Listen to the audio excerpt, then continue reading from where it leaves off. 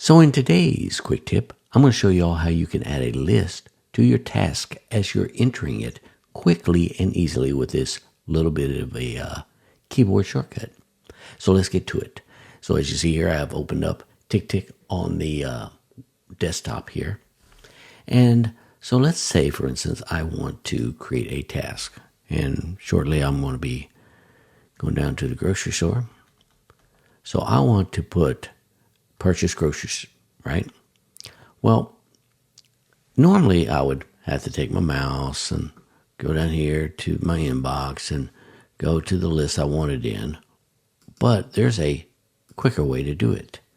Once you type in purchase groceries, right, you can type in the shift and the tilde key, and that will get you to a list of your lists, okay? And then you can put it in whatever list that you need it in, right? Pretty easy, ain't it? So then I just go ahead and put it in that one, and there you go. Just that simple. Hope you all enjoyed this episode, and if you did, don't forget to hit that like button right down below. And if you want to see more of these episodes in the near future, make sure you subscribe to my channel and hit that notification bell.